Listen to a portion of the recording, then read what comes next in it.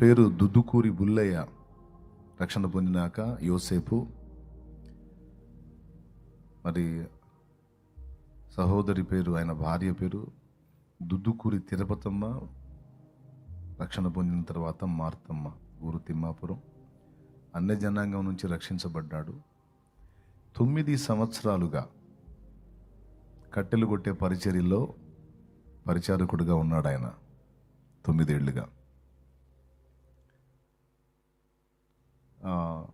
సడన్గా అంటే ఒక 2-3 దినాల్లో ప్రభు పిలుపు అందుకున్నాడు. ఇనప ముక్కలాగా కష్టం చేస్తాడు. గుర్తింపును ఆశించలేదు, పొగడ్తలను ఆశించలేదు, ప్రశంసలను ఆశించలేదు. ఎప్పుడన్నా ఇబ్బంది అనిపిస్తే, అవకాశం ఉండి నేను అందుబాటులోకి వెళ్తే ఒక మాట ప్రార్థన చేయ అంటాడు. మొన్న చివరిసారిగా నేను అక్కడ పొయ్యిల పనిలో ఉన్నప్పుడు నా దగ్గరికి వచ్చాడు. వస్తే దగ్గరికి తీసుకొని ప్రార్థన చేశాను. నాకు తెలీదు ఇక అది వీడ్కోలు అని, చివరి వీడ్కోలు అని. నేను ఇక నా కుమారుడిని నేను నా యొద్దకు పిలుచుకుంటున్నాను, ఇక చివరిసారిగా నా బిడ్డ కోసం ప్రార్థించని నా దేవుడు నా ముందుకు తెచ్చాడు ఆయన్ని. మరి నిన్నటి రోజున ప్రభు దగ్గరికి వెళ్ళిపోయాడు. 9 ఏళ్ళుగా మనం మందిరంలో భోజనం చేశాం. ఆ భోజనాన్ని వండేదానికి అవసరమైన కట్టెల్ని కొట్టి సిద్ధపరిచే పరిచర్యలో కొంతమంది ఉన్నారు. వారిలో ఒకడు ఆయన.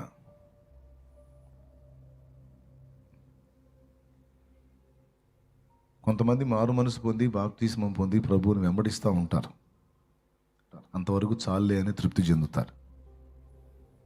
ఆయన అలా తృప్తి చెందలా. రక్షణ పొందాను, నాకు సువార్త చెప్పటం తెలీదు, నన్ను అడిగిన వాళ్ళకి చెప్తాను యేసుప్రభు నిజమైన దేవుడని, కానీ అచ్చంగా నేను వెళ్ళి వేదిక మీద ప్రకటించే ఆ తలాంత నాకు దేవుడు ఇవ్వలేదు. నేనేం చేయగలను అని వెతుక్కున్నాడు. వెతుక్కొని 9 ఏళ్ల క్రితమే వచ్చి, అయ్యా నేను దేవుడు పని చేయాలి, నాకు తగ్గ పని ఏదో ఒకటి, నాకు అవకాశం ఇప్పించండి అంటే దేవుని మహాకృపతో అక్కడ ఛాన్స్ దొరికింది ఆయనకి. అప్పగించిన పనిలో నమ్మకంగా కష్టపడ్డాడు 9 సంవత్సరాలుగా. రక్షింపబడి కూడా దేవుని కోసం ఏ పని చేయని వారి కంటే ఇతడెంతో శ్రేష్ఠుడు. రక్షింపబడి చదువుకొని మంచి జ్ఞానం ఉండి తలాంతులుండి కూడా దేవుని కోసం వాడబడని బ్రతుకుల కంటే, చదువు ఉందో లేదో నాకు తెలియదు పెద్ద ఆయనకి, నాకు చూస్తే చదువుకున్నట్టేం కనపడట్లే ఆయన. కానీ తనకు తెలిసిన పని 9 ఏళ్ళుగా మళ్ళీ మాట బ్రేక్ లేకుండా ఆ పరిచర్యలో కొనసాగుతూ ఉన్నాడు. ఇంటా బయట ఎక్కడ కూడా ఆయన గురించి చెడ్డ సాక్ష్యం లేదు. మంచిగా క్రీస్తు సాక్షిగా బ్రతికాడు. క్రీస్తు పిల్లల కోసం, పరిశుద్ధుల కోసం కష్టపడ్డాడు 9 ఏళ్ళుగా. ఇప్పుడు ఆయన కార్యక్రమం జరుగుతుంది, అక్కడ స్టార్ట్ అయింది. పరిచారకుడు ప్రభు దగ్గరికి వెళ్ళిపోయాడు. అదే చెప్తుంది, నేను అదే చెప్తుంది. 2025 వరకు ఆయనకు పరిచర్య ఇచ్చాడు దేవుడు. 26కి ఇంకా అవకాశం ఇవ్వలేదు, తీసుకున్నాడు. అట్లా ఇక్కడ కూర్చున్న వాళ్ళందరూ కూడా కొంచెం ఆలోచించండి.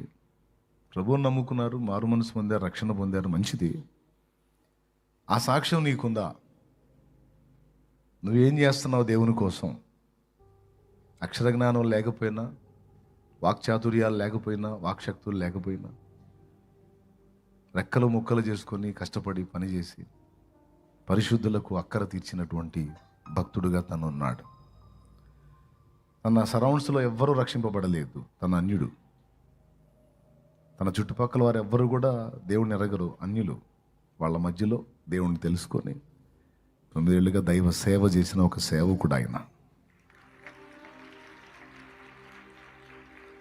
ఒక సేవకుడే. మరి బుల్లయ్య ఉన్నటువంటి ఆ తిమ్మాపురం సమాజంలో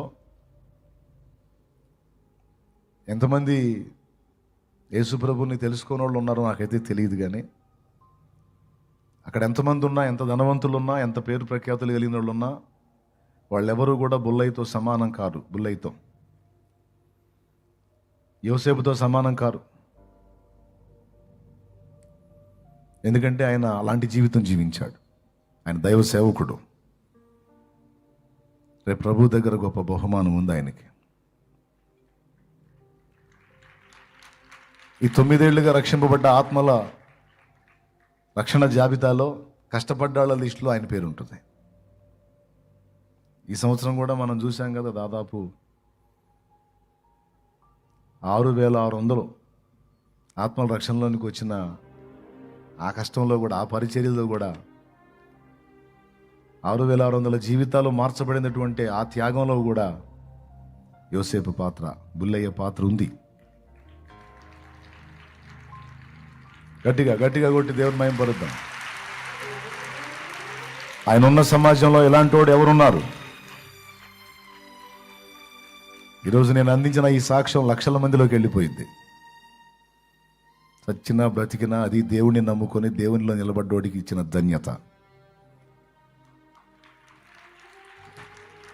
ఊళ్ళో ఒకడు చచ్చిపోతే ఊళ్ళో వాళ్ళకు కూడా సరిగా తెలియదు. కానీ బుల్లయ్య జీవితం ఊరికి, రాష్ట్రానికి, ప్రపంచంలో ఉన్న తెలుగు వాళ్ళకి అందరికీ వెళ్ళిపోయింది. తన దాసులకు ఆయన ఇచ్చే ఘనత అలా ఉంటుంది. ఇక్కడే కాదు, రేపు అక్కడ కూడా ఉంది. ఆయన కుటుంబం కోసం ఒక చిన్న ప్రార్థన చేద్దాం.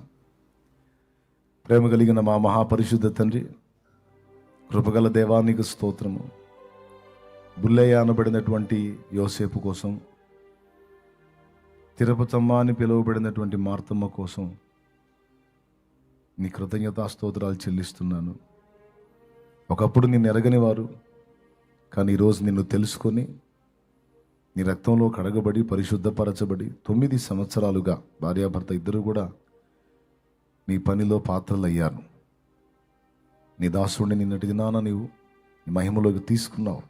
నూతన సంవత్సర శుభారంభంలో నాయన సంవత్సరం 2025 పూర్తిగా నీ దాసునికి అనుగ్రహించి, ఇంతవరకు చాలు నాయన, ఇక నువ్వు వచ్చేసాయి. ఇక నువ్వు ఇప్పటికే చాలా ప్రయాసపడ్డావు. ఇక నీ ప్రయాసంతా మాని ఇక విశ్రాంతి తీసుకో. నేను వచ్చినప్పుడు నీకు జీతం ఇస్తాను అని నీ మహిమలోకి, పరిశుద్ధులలోనికి నీ దాసుని చేర్చుకున్నావు. నేను ఎవరి గురించి అయితే బోధించానో, ప్రకటించానో వారందరినీ ఇప్పుడు నీ దాసుడు కలుసుకుంటూ ఉంటాడు. నీ దాసుని కోల్పోయిన కుటుంబానికి ఆదరణ, ఓదార్పు, నెమ్మది, పోషణ దయచేయండి. వారిని ఆదరించండి. ఇంత మంచి వ్యక్తిని మిస్ అయినందుకు వారు చాలా క్షోభిస్తున్నారు. నేను ఎంతగానో బాధపడుతున్నాను. ఈ పరిచర్యలో ఇంకొన్నాళ్ళు నాతో కూడా ఉంటాడని ఆశించాను. అది నీ సంకల్పం ప్రభు, నీ చిత్తము, నీ ఏర్పాటు, అది నీ ఎన్నిక. నువ్వు తీసుకున్నావు. నీ నిర్ణయాన్ని అడ్డగించేదానికి మేమెవరం తండ్రి? ఇచ్చినవాడవు, భూమి మీద పుట్టించినవాడవు, సమయమైనప్పుడు పిలిచేవాడవు నువ్వు. నీ కృతజ్ఞతలు. నీ బిడ్డకు జరగవలసిన అంతిమ సంస్కారం ఆశీర్వాదకరంగా జరిగించు. ఇచ్చిన సాక్ష్యం కూడా ఆ సమాజానికి తెలియాలి. బుల్లయ్య అనేవాడు ఇంత గొప్పవాడా, ఇంత గొప్ప ధన్యత పొందాడా? యేసు ప్రభువులో ఉన్నవానికి ఇంత కృప దొరుకుతుందా, ఇంత నిజాయితీగా కష్టపడ్డాడా అని వారు కూడా తెలుసుకొని, వారు కూడా నీ ప్రేమను రుచి చూసి అదే సమాజంలో నుంచి నీ దాసునికి ప్రతిగా అనేక మంది పరిచారకులు లేచుదురుగాక. కార్యము చేయమని ఆ కుటుంబానికి ఏది తక్కువ కాకుండా సహాయం వచ్చి కృతజ్ఞతాస్తుతులు చెల్లిస్తూ యేసునామములో ప్రార్థించి నిన్ను మహింపరుచుకుంటున్నాం తండ్రి. ఆమెన్. నేను అందించేటువంటి మాటలు తిమ్మాపురం సమాజంలో ఆ కుటుంబీకులు, బంధువులు, స్నేహితులు, శ్రేయోభిలాషులు ఎవరైతే ఇప్పుడు ఆ కార్యక్రమానికి వచ్చారో వారందరూ వింటారు. అవసరమైతే లైవ్ స్క్రీన్ రికార్డ్ చేసి అక్కడ వినిపించవచ్చు, అక్కడ పెట్టేసేయచ్చు చక్కగా. జీవితం అంటే అది. మన కోసం మనం బ్రతకటం కాదు, దేవుని కోసం, సమాజం కోసం, ప్రజల కోసం, ప్రజల మేలు కోసం బ్రతకటం అనేది లైఫ్.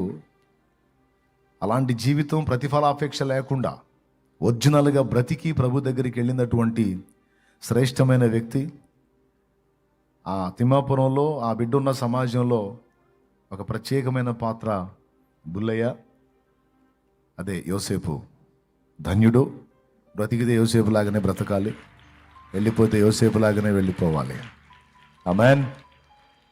ఇది అక్కడ ఉన్నటువంటి బంధువులు అందరికీ కూడా తెలియగాక. వారు అన్యులైనప్పటికీ మన పద్ధతిలోనే కార్యక్రమాన్ని జరిగించడానికి అవకాశం ఇచ్చారు. వారికి ధన్యవాదాలు. అలాగే జ్ఞాపకార్థ కూటమి ఆ విషయాల్లో కూడా కొంచెం సహకరించి ఆ సమాజానికి ఏదన్నా సువార్త వినిపించే విధంగా సహకరిస్తారని కూడా రిక్వెస్ట్ చేస్తా ఉన్నాం.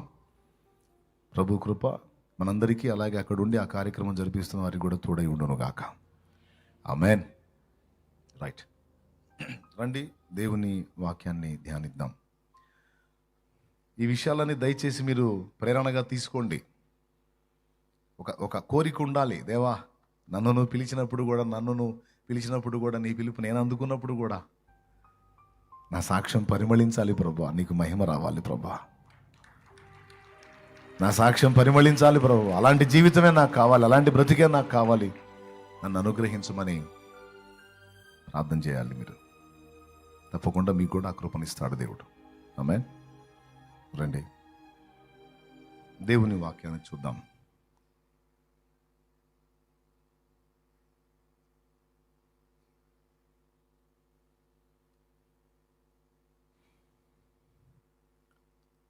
నేను నిన్న మొన్న ప్రార్థనలో